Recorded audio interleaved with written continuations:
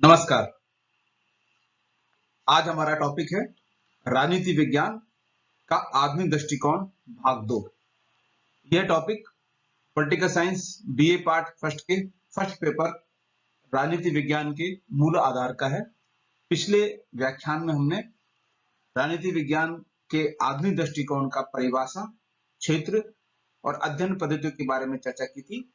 आज हम चर्चा करेंगे विशेषताओं की। इससे पहले हम एक थोड़ा सा ब्रीफ करेंगे कि आधुनिक राजनीति विज्ञान की परिभाषा के अंतर्गत 4 अर्थों में लिया जाता है राजनीति विज्ञान को: मानवीय क्रियाओं व व्यवहार का अध्ययन, शक्ति का अध्ययन, राजनीतिक व्यवस्था का अध्ययन और नीति निर्माण व निर्णय प्रक्रिया का अध्ययन।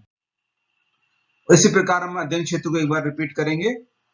क्या क्या आता है आधुनिक राजनीतिक विज्ञान के अध्ययन क्षेत्र में? नंबर 1, मानव के राजनीतिक व्यवहार का अध्ययन किया जाता है। अंतः अनुशासनात्मक अध्ययन किया जाता है।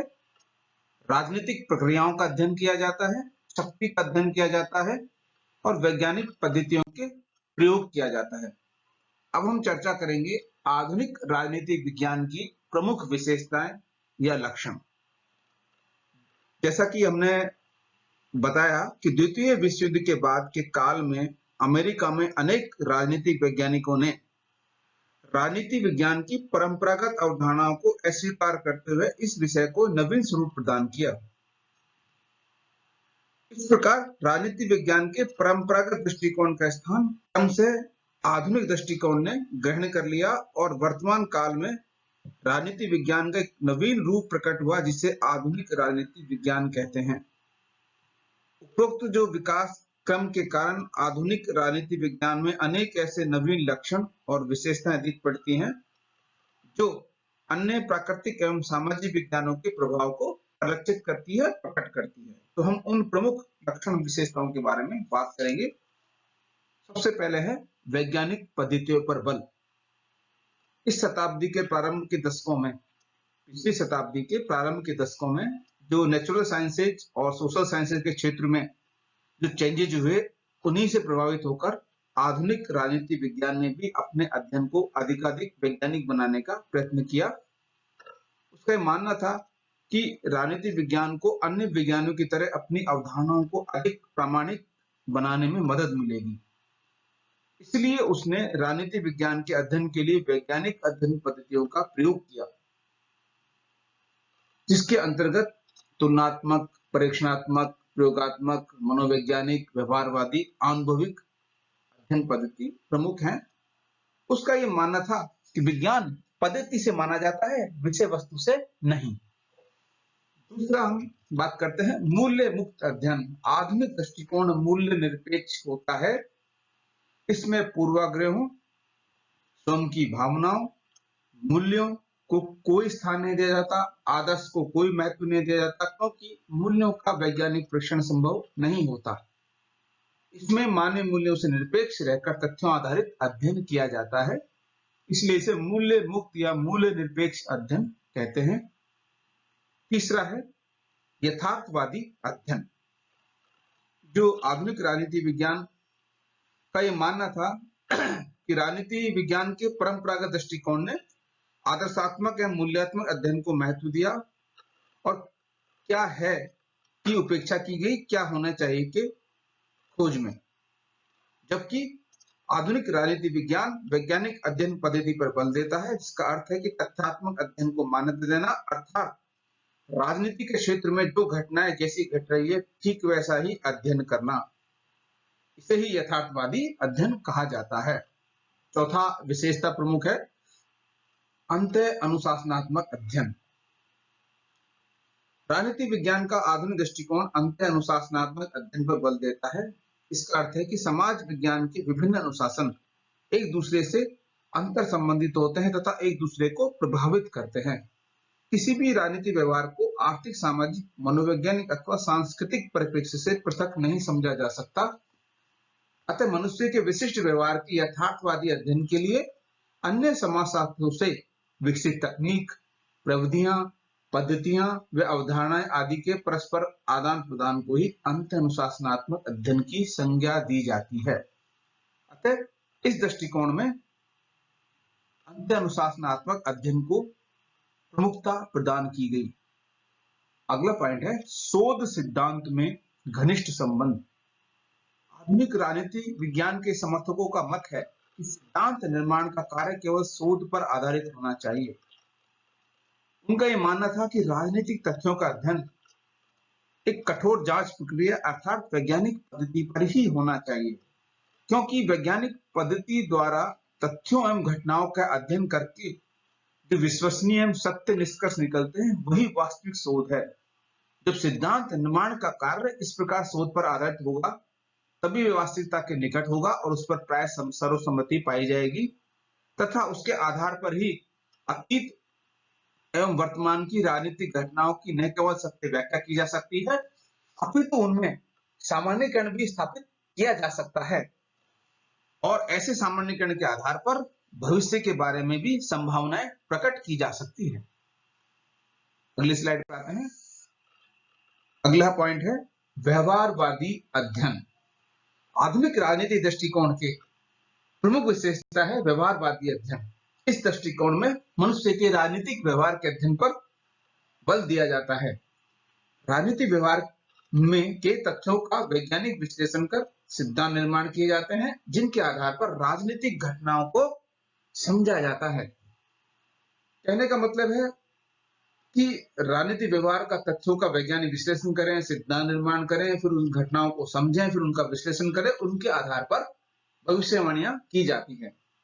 इस प्रकार राजनीति वैज्ञानिक मनुष्य के राजनीतिक व्यवहार का अध्ययन कर उनके संबंध में वैज्ञानिक भविष्यवाणी करने का प्रयास करते हैं।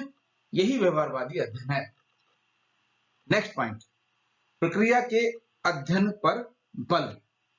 राजनीतिक संस्थाओं के औपचारिक अध्ययन पर बल न देकर आधुनिक राजनीतिक दृष्टिकोण में राजनीतिक प्रक्रियाओं पर विशेष बल दिया जाता है। जैसे व्यवस्थापिका का संरचनात्मक ढांचा एवं कार्यप्रणाली के व्यवस्थापिका द्वारा विधि निर्माण की प्रक्रिया, विधि निर्माण के प्रेरक तत्वों एवं सदस्यों के व्यवहार आदि पक्षों का भी अध्ययन किया जाता है, अर्थात उसके परिवेश का भी अध्ययन किया जाता है। केवल संस्थाओं का नहीं अपितु प्रक्रिया क्या है, उसका परिवेश क्या है, उस जिस परिवेश में संस्थाएं कार्य करती हैं उन सबका अध्ययन किया जाता है। इस तरह के परिवेश में राजनीतिक दल, दबाव समूह, संचार के साधन तथा मतदान व्यवहार आदि को भी सम्मिलित किया जाता है।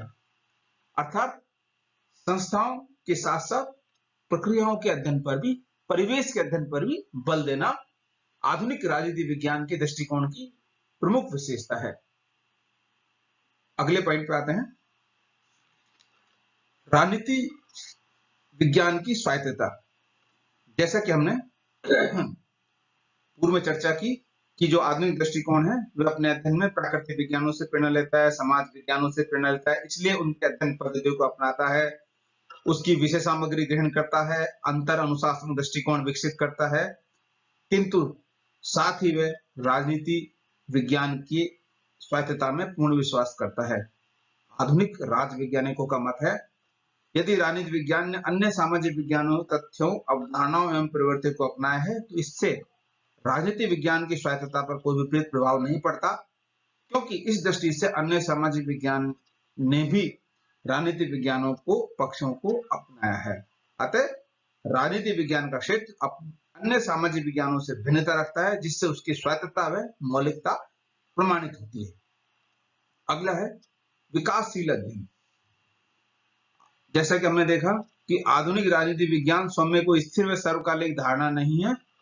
परिस्थिति के अनुसार, समय के अनुसार इसकी मान्यता चेंज होती रहती है। यही कारण है कि जब आधुनिक राजनीति विज्ञान ने व्यवहारवाद की अपूर्णता का अनुभव किया तो उसके स्थान पर उत्तर व्यवहारवाद आया। इस प्रकार उत्तर व्यवहारवाद आधुनिक राजनीति विज्ञान के विकास की नवीनतम अवस्था है।